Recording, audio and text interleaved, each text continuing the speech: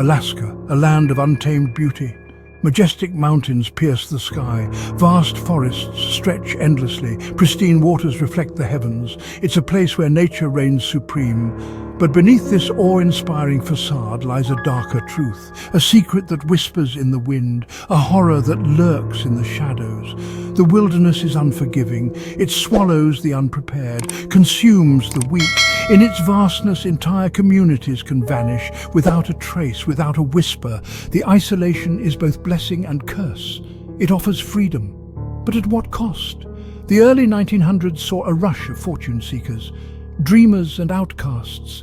They carved out lives in this harsh land, built villages in clearings along riverbanks. Some thrived, others struggled.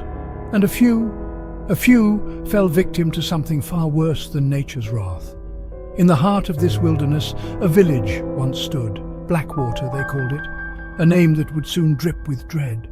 Its story, a cautionary tale, a reminder that in Alaska's beauty, terror can take root and grow unchecked, unnoticed, until it's too late. Blackwater, a name lost to time, erased from maps, forgotten by all but a few, surrounded by towering pines, a river dark and swift cut through its heart. From afar it looked idyllic, but appearances deceive, founded by loggers, tough men and strong women. Life was hard, but simple, until the winds of change blew in, a chill in the air, shadows lingered. The river's song turned discordant. Elders spoke of old legends, ancient and hungry. If only they had listened, Blackwater's fate might have been different. They came in the dead of night, silent as the grave. A group of men, outsiders. Their eyes gleamed with greed and something else, something darker. The villagers called them smugglers, but they were so much more, and so much worse. At first they seemed harmless enough, offering trade, bringing goods from the outside world. But there was always a price, always a catch. And soon the true nature of their wares became clear. Artifacts, ancient and forbidden, reeking of dark power. The smugglers set up camp on the outskirts of town, their tents black as pitch. Strange symbols adorned the canvas, glowing faintly in the moonlight. Chants could be heard, at odd hours, in languages long dead. The air grew thick with dread, with anticipation. Some villagers welcomed the newcomers, saw opportunity, adventure. Others sensed the danger, tried to warn their neighbors. But greed is a powerful motivator, and curiosity can be deadly. The stage was set for a tragedy, a horror that would echo through time. If only anyone had lived to tell the tale. It started with the animals. Pets went missing, then livestock. Vanishing without a trace, no blood, no struggle, just gone. The forest fell silent, as if holding its breath, waiting. The villagers grew uneasy, casting suspicious glances at the smugglers' camp, at each other. Then people began to disappear. A child here, an elder there. Always at night, always without witness. Searches were conducted, but the wilderness yielded no clues, no bodies, nothing. It was as if the missing had simply ceased to exist. Panic set in. Families barricaded their homes, the church bell tolled constantly, a desperate plea for divine intervention, but no help came. The smugglers meanwhile grew bolder, their rituals more frequent, more intense. The air crackled with malevolent energy. Accusations flew. Neighbor turned against neighbor. Trust evaporated like morning dew. The village became a powder keg, ready to explode. But the true horror was yet to come. For the disappearances were just the beginning, a prelude to a nightmare beyond imagination.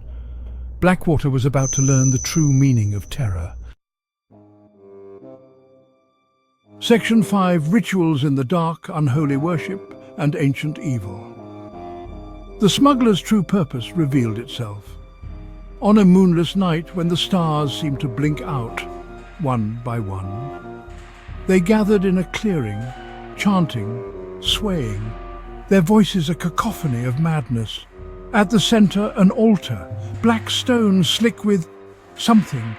Villagers drawn by morbid curiosity watched. Hidden in the shadows, they saw things, impossible things, shapes that defied reality, emerging from the darkness, answering the smuggler's call. ancient, hungry, evil beyond comprehension. The rituals grew more frequent, more frenzied. The smugglers spoke of awakening, of a slumbering god buried deep beneath Alaska's frozen soil. They promised power, immortality, but demanded sacrifice. Human sacrifice, and the village of Blackwater was to be the offering. Those who resisted disappeared, those who joined changed. Their eyes grew hollow, their skin pale and waxy. They moved like puppets on unseen strings. The village was no longer theirs. It belonged to something else now, something that lurked just beyond the veil of reality. Waiting, hungry, ready to devour everything in its path. Section 6. The Desperate Rescue, a race against time. Word of Blackwater's plight reached the outside world. Eventually, a garbled message, authorities mobilized, reluctantly, skeptically. A rescue party was assembled, led by a grizzled marshal who had seen his share of frontier horrors. The journey was perilous, the wilderness resisted them, but they pressed on, driven by duty and growing dread. As they neared the village, the air changed, grew thick. Oppressive, strange sounds echoed, inhuman, ancient fear gripped their hearts, but it was too late to turn back. Blackwater awaited, its fate and theirs, hanging in the balance.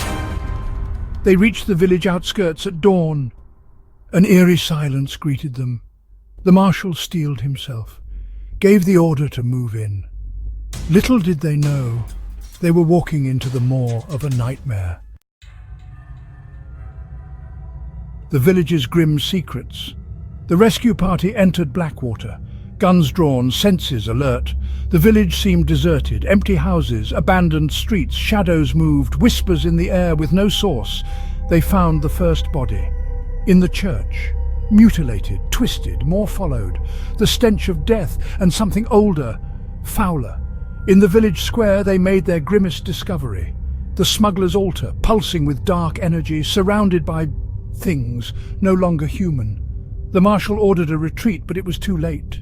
The trap had sprung. From every shadow, every darkened doorway, they came, the villagers, the smugglers, now one and the same, their eyes glowing with unholy light, their bodies twisted, inhuman. The rescue party fought desperately. But how do you fight an enemy that defies nature itself? The battle for Blackwater had begun, and with it, the potential awakening of something far worse. Section 8. The cover-up. Silencing the truth. Only a handful escaped. Battered, broken, their minds scarred by what they'd witnessed. They spoke of horrors, of ancient evil, of a village consumed by darkness. But who would believe them? Who could comprehend such madness? The authorities moved swiftly to contain the story, to erase Blackwater from history. Records were altered, maps redrawn, survivors silenced, one way or another. The truth was deemed too dangerous, too destabilizing. The public couldn't know, must never know. But secrets have a way of persisting, of festering.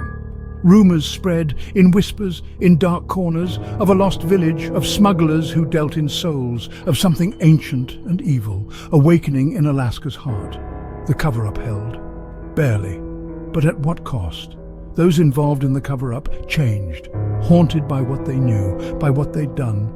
Some took their own lives, others disappeared, into the bottle, into madness. The weight of the secret was too much to bear, and all the while something waited, in the ruins of Blackwater, patient, eternal, growing stronger with each passing day. Section 9. Echoes of Fear, a community haunted. The region around Blackwater was never the same. Even with the village erased, its evil lingered, like a stain on the land. Locals spoke in hushed tones of areas where animals refused to go, where compasses spun wildly, where the very air felt wrong.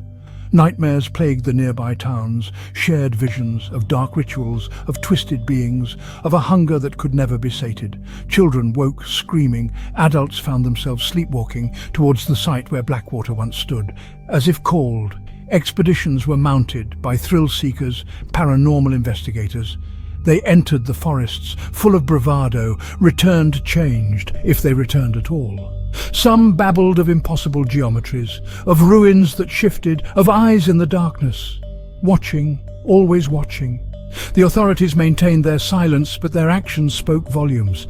The area was declared off-limits, restricted, patrolled, but no fence could contain the evil that had taken root. No law could prevent its slow, insidious spread. The legacy of Blackwater lived on, a cancer on the land, a nightmare waiting to metastasize. Section 10.